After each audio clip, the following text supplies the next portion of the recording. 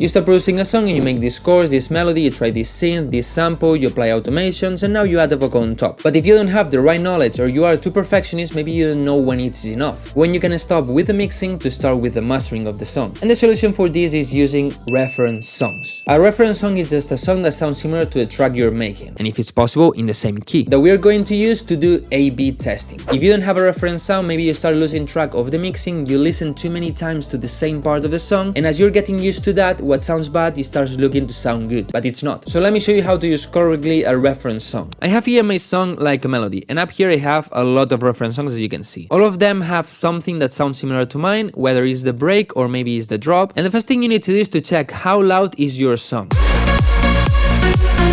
So you can see minus 13.5. So now we want to take this reference song and control the volume until it sounds at the same loudness.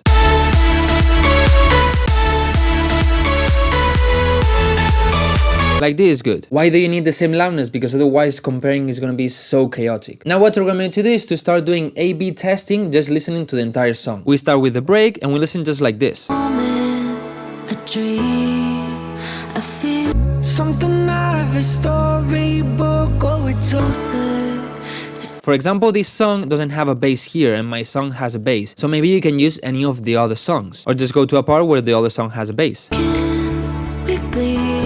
Just go like this. What you need to do here is to just listen your song as one thing. Check the color of the song. Okay, your song sounds too bright, does it sound dirty, maybe it sounds a bit empty? You know, just check it like this and then apply the changes that it needs. After this, what I recommend you to do is to go sound by sound. Check the vocal of the reference song and check your vocal. Do you have the same reverb? Your vocal is loud enough? Then check the drums. Maybe they have too much attack, not enough attack. One thing I like to do, especially in drop, is first check the kick. Let's see if both kicks are at the same loudness. This one is a bit more punchy, but is kind of at the same loudness as the other one. And from here we can start checking. Okay, how loud are the leads? If we just check the loudness, my leads are as loud as the reference song. But my leads in this case are not that bright. In this particular case I want them like this, but if not, just maybe apply some EQs like this. Okay, they sound a bit closer. Let's focus now on the mid bass, but only focus on the mid bass, not all the sounds.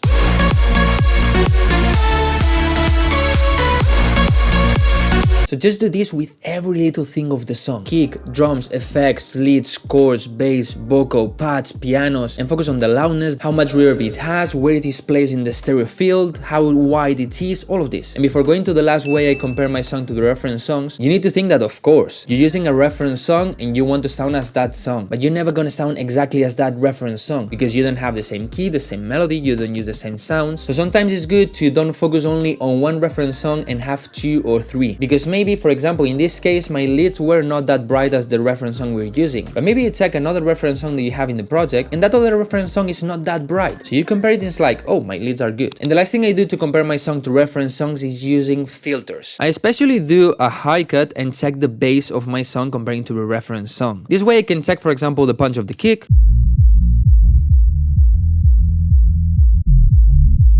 My kick is a bit more punchy, but if we check the song, the bass sounds a bit deeper and cleaner. And especially here is why it is super important to try to have the same key, because every key is different. So for example, if you have a song in D minor and the reference song is in C minor, as it is 2 semitones down, the bass probably is gonna sound deeper and fuller. With the filter on, I like to use a span. Here what I do is I just play it and check how loud is my bass. So around 66 Hz, we are around minus 38 dBs. Now check the reference song. And around 68 Hz is more or less the same loudness, a bit more quiet. So this means our bass is too loud. Let's get another reference song, and as we can see, it's even louder or kind of the same as our song. Also, I like to use the SM exoscope to check how the kick and the bass perform. For example, our kick is here, and check the reference song. The kick is at the same loudness, so it's good.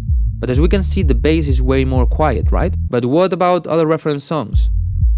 In this reference song, the bass is kind of at the same loudness as our bass, as you can see. So you can reduce it a bit if you want to. Then you can take this filter and put a band pass and check in different bands, for example on the mids. If I do it like this, I can see that around here the bass is a bit dirty, so I can go to the bass and reduce a little bit. If we check here,